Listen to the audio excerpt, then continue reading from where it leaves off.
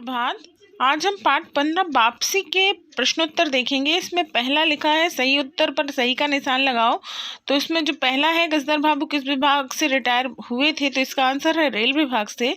गजाधर बाबू कितने साल नौकरी करने के बाद रिटायर हुए, तो इसका आंसर है 35 साल बाद।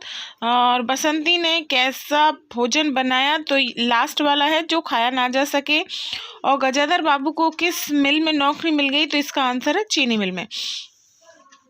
अब हम देखेंगे कि अति लघुत्तरीय पहला प्रश्न है गणेशी कौन था, तो इसका आंसर है गणेशी गजाधर बाबू का नौकर था। दूसरा प्रश्न है गजाधर बाबू ने शाम का खाना बनाने की जिम्मेदारी किसे दी, इसका आंसर है गजाधर बाबू ने शाम का खाना बनाने की जिम्मेदारी अपनी बेटी बसंती को दी। तीसरा प्रश्न है गजाधर बाबू रोज शाम को कहाँ जाते थे, इसका आंसर है गजाधर बाबू रोज शाम को टहलने जाते थे। चौथा प्रश्न है गजाधर बाबू ने किसको बाहर जाने से रोक दिया था, इसका आंसर है गजाधर बाबू ने बसंती को बाहर जाने से रोक दिया था। अब हम देखेंगे लघुत्तरीय प्रश्न का पहला प्रश्न है घर जाने की खुशी में गजाधर बाबू ने एक दुख का अनुभव किया क्यों, तो इसका आंसर है गजाधर बाबू ने अपना 35 साल की नौकरी का सफर अपने परिवार से दूर एक रेलवे क्वार्टर में तय किया था। इस समय उनका साथी सिर्फ एक नौकर गणेशी था जो उनका बहुत ख्याल रखता था और उन्हें आदर देता था। गणेशी को छोड़कर जाते समय गजाधर बाबू को लग रहा था कि उनका एक परिचित स्नेह आदरमय सहज संसार से नाता टूट रहा है। अतः उन्होंने घर जाने की खुशी में भी एक दुख का अनुभव किया। दूसरा प्रश्न है गजाधर बाबू अपने घर पहुंचे तो घर के लोग क्या कर रहे थे, इसका आंसर है जब गजाधर बाबू घर पहुंचे तो उनकी पत्नी पूजा कर रही थी और बच्चे इकट्ठे होकर नाश्ता और हंसी मजाक कर रहे थे। नरेंद्र किसी नृत्य की नकल कर रहा था जिसे देखकर उनकी बेटी व बहू हंस रही थी। गजाधर बाबू की पत्नी उनसे हर समय क्या शिकायत करती थी, गजाधर बाबू की पत्नी उनसे हर समय घर के काम काज के विषय में ही शिकायत करती थी कि इस गृहस्थी का धंधा पीटते पीटते उम्र बीत गई, कोई जरा भी हाथ नहीं बटाता। बहू पढ़ी रहती है और बेटी पढ़ाई का बहाना कर देती है। मैंने तो ना कभी मन का पहना ना ओढ़ा। प्रश्न चौथा है अंत में गजाधर बाबू ने क्या फैसला लिया, तो इसका आंसर है अंत में गजाधर बाबू ने अपने घर से दूर सेठ रामलाल की चीनी मिल में नौकरी करने का फैसला लिया। अब देखना है हमें दीर्घ उत्तरीय का पहला प्रश्न लेखिका ने गजाधर बाबू के जीवन को संसार की दृष्टि में सफल क्यों कहा है, तो इसका आंसर है लेखिका ने गजाधर बाबू के जीवन को संसार की दृष्टि में सफल कहा है क्योंकि 35 साल की नौकरी करने में उन्होंने शहर से अपना एक मकान बनवा लिया है। बड़े लड़के अमर और लड़की क्रांति की शादी कर दी है। उनके 2 बच्चे ऊंची कक्षाओं में पढ़ रहे थे। दूसरा प्रश्न है गजाधर बाबू को अपनी पत्नी की कौन सी पुरानी यादें आती थी, गजाधर बाबू को अपनी पत्नी की स्नेहपूर्ण बातें याद आती थी। कैसे दोपहर में गर्मी होने पर भी वह 2 बजे तक आग जलाए रहती थी और उनके स्टेशन से वापस आने पर गर्मा गर्म रोटियां सेकती। उनके खा चुकने और मना करने पर भी थोड़ा सा कुछ और थाली में परोस देती और बड़े प्यार से आग्रह करती। जब वे थके हारे बाहर से आते तो उनकी आहट पाकर रसोई के दरवाजे पर निकल आती और उनकी आंखें मुस्कुरा उठती। तीसरा प्रश्न है किन बातों से गजाधर बाबू को लगा कि घर के लोगों को उनकी जरूरत नहीं है, गजाधर बाबू को रहने के लिए बैठक के स्थान पर सामान से भरी कोठरी दी गई। उनसे उनका कोई बच्चा अधिक बोलता नहीं था और वे जो फैसला लेते उसमें भी सब नाक मुंह सिकोड़ते थे। उनकी पत्नी भी उनसे केवल शिकायतें ही करती थी, स्नेहपूर्ण बातें नहीं करती थी। अतः इन्हीं सब बातों से उन्हें लगा कि घर के लोगों को उनकी ज़रूरत नहीं है।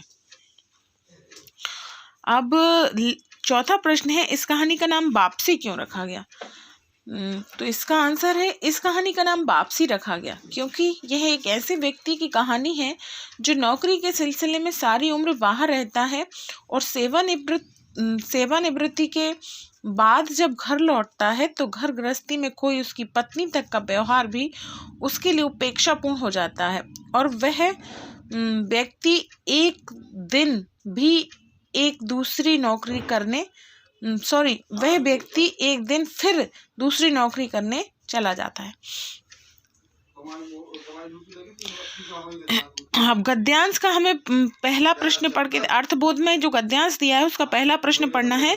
लिखा है सुबह घूमकर कौन लौटा, तो आंसर है गजाधर बाबू। दूसरा है गजाधर बाबू की चारपाई कहाँ लगाई गई, तो इसका आंसर है पत्नी की कोठरी में।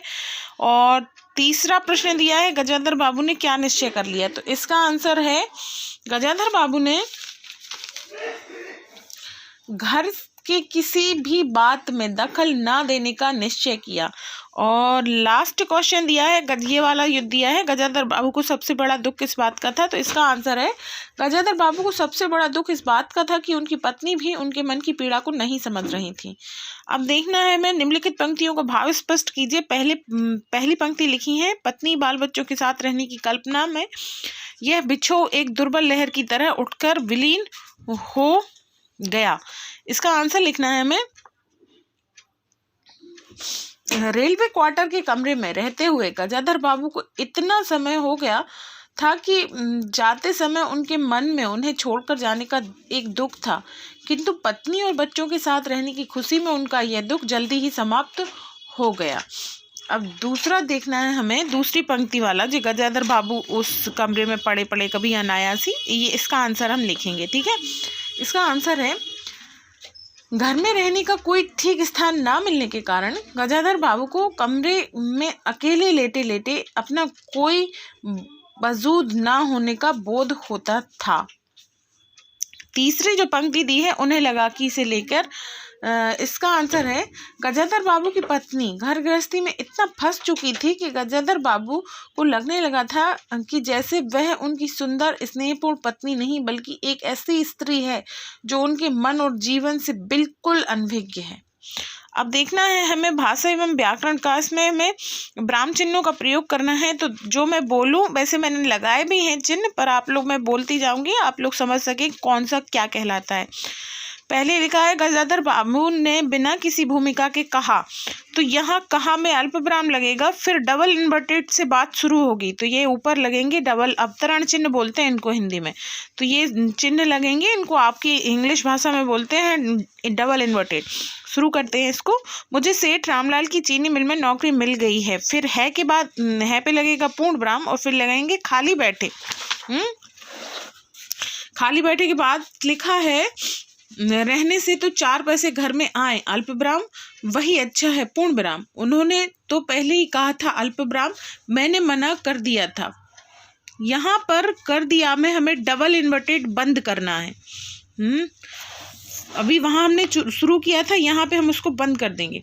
फिर कुछ रुक कर जैसे बुझी हुई आग में चिंगारी चमक उठी, चमक उठे के बाद लगाना है अल्प विराम। उन्होंने धीमे स्वर में कहा, यहाँ लगेगा अल्प विराम, कहा के बाद फिर से डबल इन्वर्टेड शुरू होगा। मैंने सोचा था अल्प विराम, बरसों तुम सब लोगों से दूर रहने के बाद अल्प विराम, अवकाश पाकर परिवार के साथ रहूंगा पूर्ण विराम। खैर के बाद अल्प विराम, परसों जाना है पूर्ण विराम, तुम भी चलोगी, डबल इन्वर्टेड बंद हो जाएगा। ठीक है, डबल इन्वर्टेड यहाँ पर बंद ही हो जाएगा और चलोगी के बाद यहाँ लग जाएगा क्वेश्चन मार्क, ये लगा है क्वेश्चन मार्क लग जाएगा यहाँ पर प्रश्नवाचक चिन्ह। ठीक है, अब यहाँ पे दिया है दूसरे वाले प्रश्न में निम्नलिखित वाक्यों में क्रिया विशेषण शब्दों के नीचे रेखा खींचो। तो पहला हमारा पर्याय जो है वो क्रिया विशेषण है, दूसरे में सुबह है, तीसरे में रोज है, चौथे में चुपचाप है और पांचवें में हड़बड़ाकर है। ये हमारे क्रिया विशेषण है, इनके नीचे मैंने रेखा खींच दी है। अब लिखा है प्रश्न क्रमांक 3 में निम्नलिखित मुहावरों के अर्थ लिखकर वाक्यों में प्रयोग करना है। तो मैंने मुहावरे के अर्थ लिख दिए हैं, वाक्य में प्रयोग आप लोग खुद कर लेना। जैसे कसक उठना का है रुक रुक कर पीड़ा होना, हाथ बटाना का है संयोग करना, मुंह फुलाने का है नाराज होना, नाक मुंह सिकोड़ने का है अप्रसन्नता प्रकट करना। अब इसके बाद ये हमारा चैप्टर ख़त्म हो गया है। Okay, bye, take care.